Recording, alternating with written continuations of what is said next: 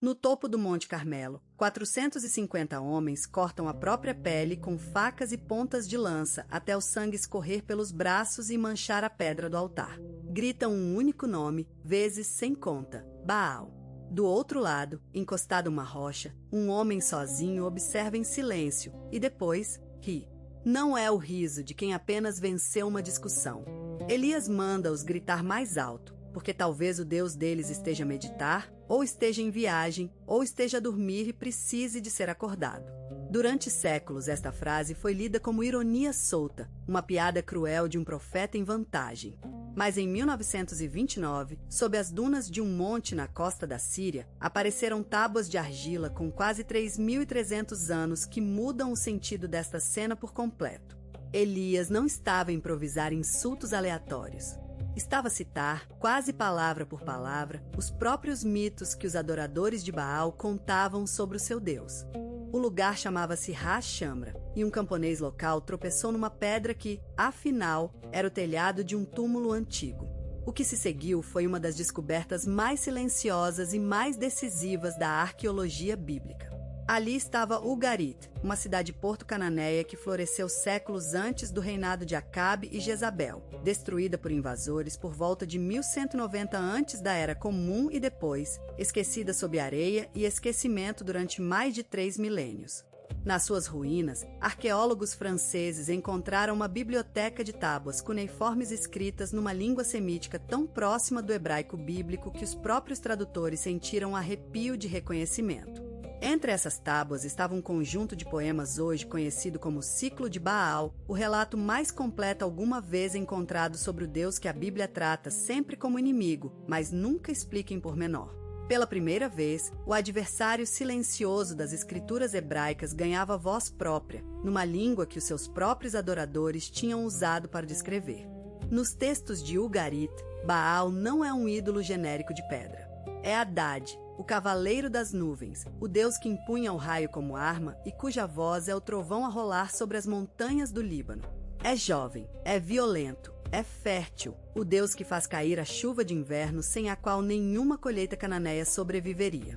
Nos poemas, ele luta contra Yan, o deus do mar caótico, para impor ordem sobre as águas primordiais e depois constrói um palácio de cedro e prata no topo do monte Sapan para celebrar a vitória. Mas a história não fica por aqui.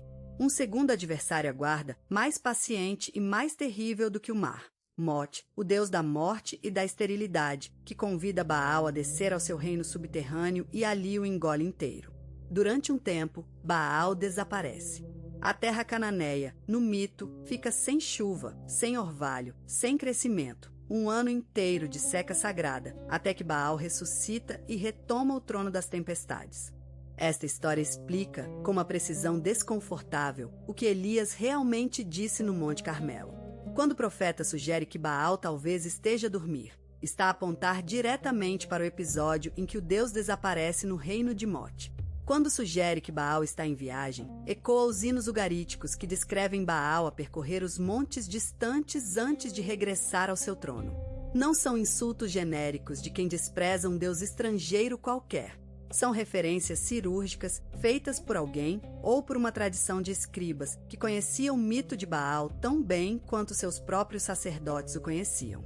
O autor do Livro dos Reis não estava a combater uma superstição vaga. Estava a responder, ponto por ponto, a uma teologia rival bem construída, com a sua própria cosmologia, os seus próprios ciclos sazonais e a sua própria explicação para a seca e a chuva. Baal não chegou a Israel de repente com Jezabel. A infiltração começou muito antes, nas fronteiras móveis entre cananeus e hebreus, nos vales onde ambos os povos partilhavam poços, colheitas e, por vezes, altares. O livro dos Números já registra um episódio em Baal-Peor, onde israelitas se juntam ao culto local e provocam uma reação violenta dos seus próprios líderes. Séculos depois, sob os juízes, os textos hebraicos repetem uma fórmula quase cansada. O povo abandonou Yahvé e serviu os Baalim, no plural, porque cada região cananeia tinha sua própria manifestação local do Deus da tempestade. Mas foi só com o casamento entre o rei Acabe de Israel e Jezabel, filha do rei de Tiro, que o culto ganhou peso de Estado. Jezabel trouxe consigo não um capricho pessoal, mas um clero inteiro, um templo oficial e o prestígio de uma dinastia fenícia que via Baal, ali chamado Melkart na variante local, como fundação da própria realeza. Foi nesse contexto que Elias entrou em cena com uma arma teológica precisa, a seca.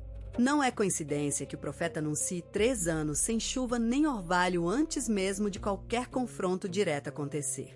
Baal era, nos seus próprios textos, o senhor da chuva e da fertilidade da terra, o deus que Ugarit descrevia abrir janelas nas nuvens para deixar cair a água que fazia germinar o trigo e a cevada.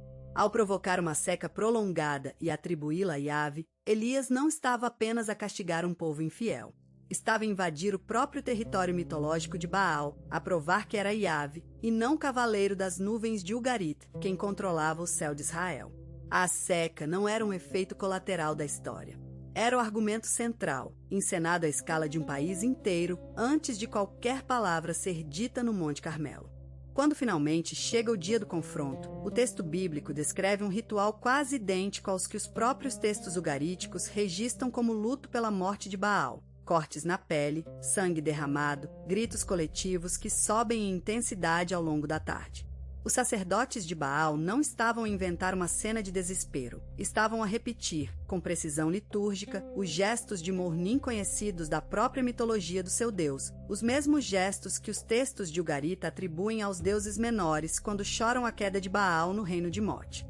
E é exatamente nesse ritual, copiado do luto mítico, que Elias intervém com a sua provocação calculada, sugerindo despertar um deus que, segundo a própria história que os sacerdotes acreditavam, já tinha sido derrotado uma vez antes e regressado.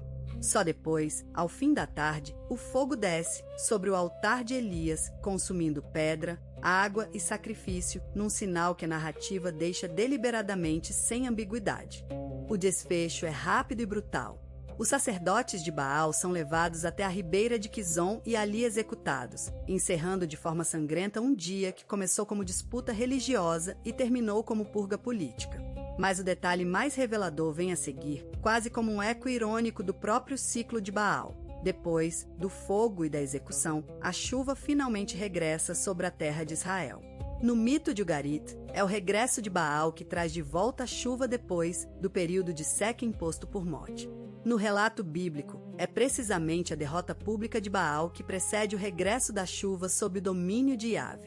A estrutura da história parece ter sido construída conscientemente como um espelho invertido do mito rival, usando os mesmos símbolos de seca e chuva para provar exatamente o oposto do que Ugarit ensinava. Olhar para o Monte Carmelo através das tábuas de Ugarit muda a natureza do episódio. Deixa de ser apenas uma história de fé contra a idolatria, contada de um único lado, e passa a revelar-se como aquilo que provavelmente foi na realidade, uma rivalidade teológica entre 2 cultos vizinhos que partilhavam linguagem, símbolos sazonais e até estrutura de mito, mas que discordavam sobre quem, no fim, merecia o trono das nuvens. Os escribas que preservaram esta história em Israel não escreviam a partir da ignorância sobre o inimigo. Escreviam a partir de um conhecimento íntimo da mitologia cananeia, suficientemente profundo para citar, invertê-la e usá-la como prova contra si própria. Essa é talvez a lição mais desconfortável que Ugarit devolveu ao mundo moderno. A religião de Israel não nasceu isolada num vácuo, mas em diálogo tenso, competitivo e por vezes literário com os deuses que a rodeavam. Hoje, as tábuas de Ugarit continuam guardadas em museus, traduzidas linha a linha por gerações de especialistas que reconstroem, fragmento a fragmento, a voz de um Deus que a Bíblia preferiu silenciar em vez de explicar. E fica uma pergunta em aberto para quem conhece este confronto. Se Elias precisou de conhecer tão bem os mitos de Baal para os derrotar com as suas próprias palavras, até que ponto achas que a fé de Israel se definiu não contra os deuses vizinhos, mas em conversa direta e deliberada com eles?